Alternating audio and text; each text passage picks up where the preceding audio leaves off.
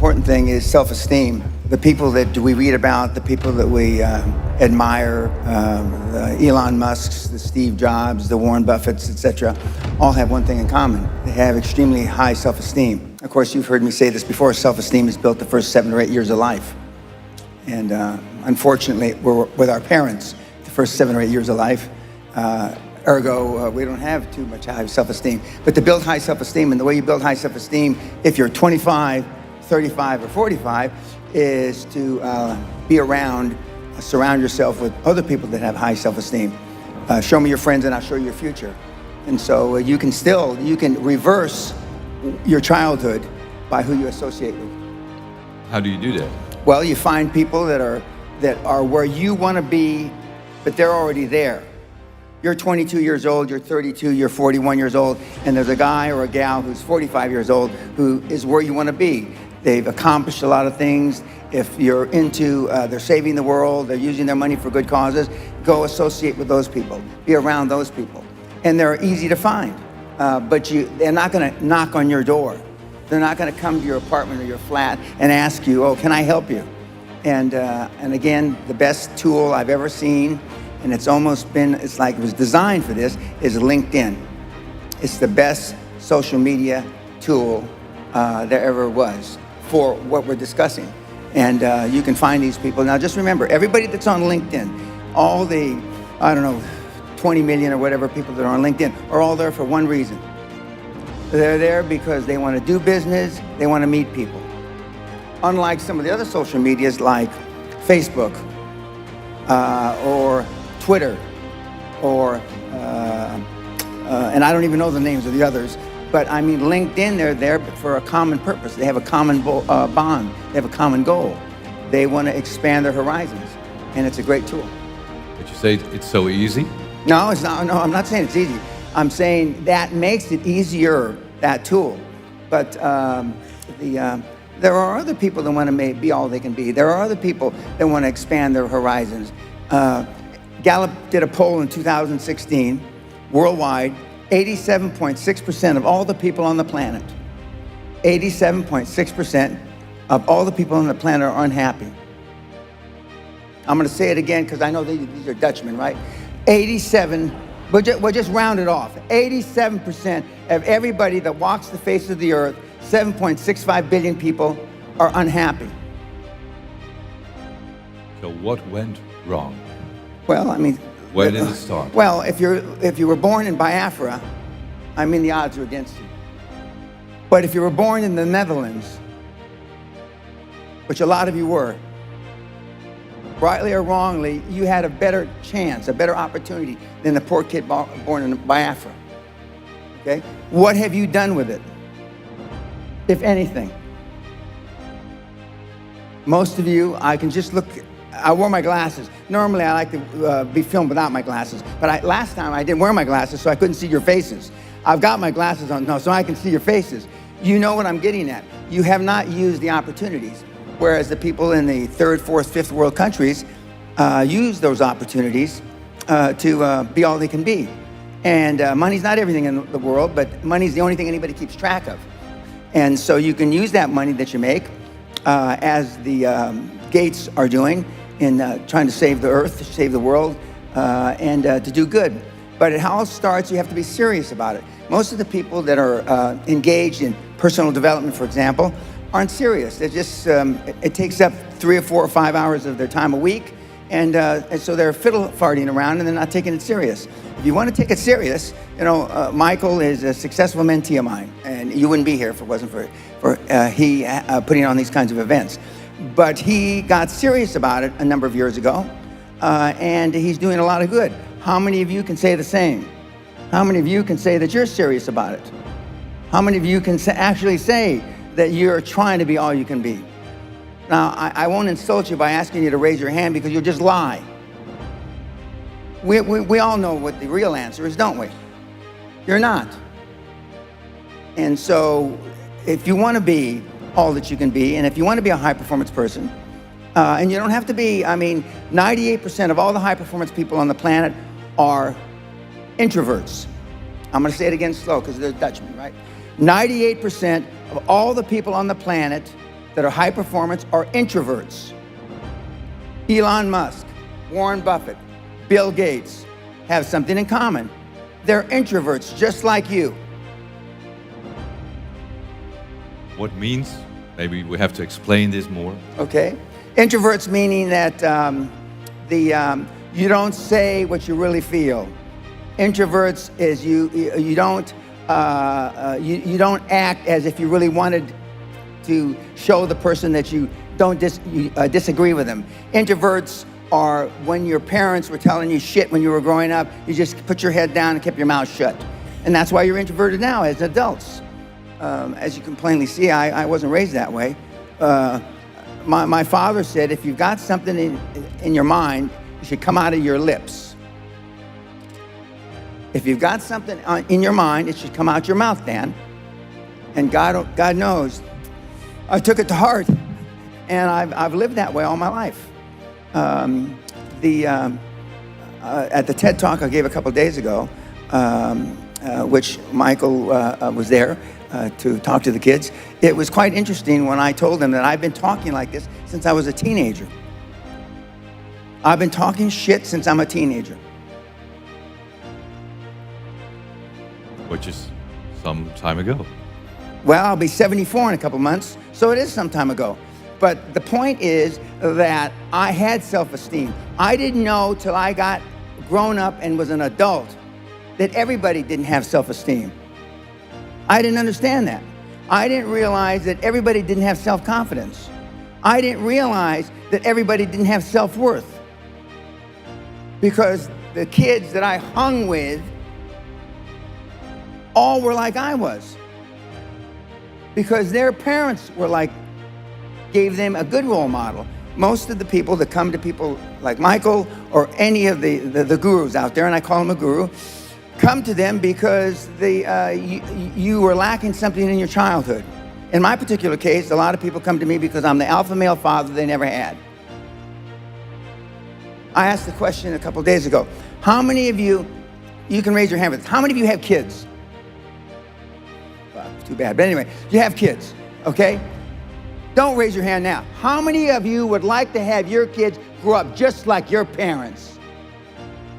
You know the answer, don't you? Close to zero. Because they were shitty role models. Now, I'm not going to ask the second question. How many of you would like your kids to grow up and be like you? Allah forbid. God forbid. But being a high-performance person is a full-time job. Michael's known me over 20 years. I'm like this when I wake up in the morning to brush my teeth. I'm like this when I brush my teeth before I go to sleep. I'm like this 24/7, 365, and I've been like this for the better part of 50 years. I'm always like this. I'm always pushing the edge of the envelope. And that's why, I'm an overnight success. I've been coaching 25 and a half years, but all of a sudden I'm popular as hell, but I've been doing this for 50 years. I have the same habits today as I had 50 years ago. The exact same habits. But they're just ingrained in me. They're ingrained in me. And for those of you that have never been around the high-performance people like I just alluded to, the Warren Buffetts, Elon Musk, God rest his soul, Steve Jobs, who I happen to have known, they were like this 24/7, 365. It wasn't an act. Now, I know Michael's like this all the time, but he and I both know people that are considered gurus, that they have a stage face and they have their real face. They don't walk their talk. And part of being a high-performance person is walking your talk. Walking your talk. And I know Michael does, otherwise I wouldn't come here and assist him. Because I get a lot of invitations from a lot of different people. And almost all of them I turn down because I know the guru isn't walking his talk. The guru is being phony. The guru is being disingenuous. You're a grandfather now. You have a Yes, I grandson. am. Thank you. You showed me the picture 2 days ago. He's the future legend. Correct. How will you be as a granddad for him? Hard. It will be tough. Yeah, I'm hard. I was hard on his father, and I'm going to be harder on him. because I wish I could say with my hand on my heart, and this is where Michael and I, our philosophies vary. If love got the job done, you wouldn't need podcasts, you wouldn't need seminars. It doesn't. Tough love gets the job done. And the people that I've just alluded to, those names, I was doing some research for my talk, and I looked up Heineken. Gerard Heineken, who was the founder of Heineken beer in 1864. He talked his rich mother. Heineken's come from a wealthy family even before the beer. He talked his mother into buying a brewery in 1864, which they then turned into Heineken. Gerard was a hard ass, tough as nails. Now, I didn't know him, I'm not that old, but I did know Freddie Heineken, the old man, and he was hard ball buster. Now, I don't know his daughter, the current CEO of Heineken, but I'm told she's a ball buster. I did know Steve Jobs. I do know Elon Musk. I do know Warren Buffett. I do know, and they're all ball busters. Success leaves clues, kids. I just named 5 of the greatest names in business in the last 150 years. And they all have one thing in common. They're ball busters. They're hard as fucking nails. Where does that leave you? So is it a choice? Correct. To be tough. Firm but fair. What's the fair part? Because I can imagine that most people think you're so tough, so, courageous, but tough. I don't want to be like that. No, most people don't. I want to be liked. Yeah, well, see, you want to fit in. I'm the only speaker that you're ever going to hear that really, with all his heart, doesn't give a shit. If I leave here you liking me, I did something wrong. I fucking did something wrong. I'm not here for you to like me. I'm here as a favor to Michael, my mentee, for 20 years. I'm not here, if you all die today, I don't give a shit. And I mean it. But Steve Jobs didn't give a shit about you either. Warren Buffett doesn't give a shit about you today. Elon Musk doesn't give a shit unless you're going to buy a Tesla car. Don't you understand? Don't you get it? You think Elon Musk wants to fit in? We know the answer is no, right? You want to fit in because you had poor role models at home.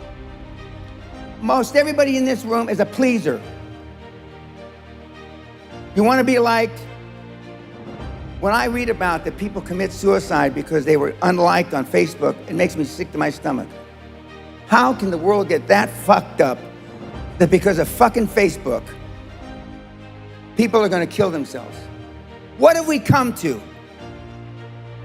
God almighty. Don't you see there's something fundamentally wrong with that? In that regard, the Chinese, they're banning Facebook. But 98% of the high-performance people are introverts. 98% of the high-performance people on the planet, they want to be liked. 98%. We're talking, I'm at the cutting edge, the hard edge. He's not at the hard edge. He's someplace in the middle. But being liked doesn't get you a raise when you're working for whoever you're working for. Efficiency, accountability. Most people that come to seminars are there because they weren't held accountable when they were growing up. There used to be a saying when I was growing up, which is very politically incorrect now. Spare the rod and spoil the child. The rod meaning beating, okay? Spare the rod, spoil the child. Now we have kids, and I'm sure many in the audience can attest to this, that have never been reprimanded, have never spanked by their parents, never been screamed at, never been slapped, never been in a schoolyard fight with another kid. And look at you. I mean, we have 2 tests on my website. All my stuff's free, by the way. One is called a snowflake test. 96.4% of the people that take the snowflake test fail.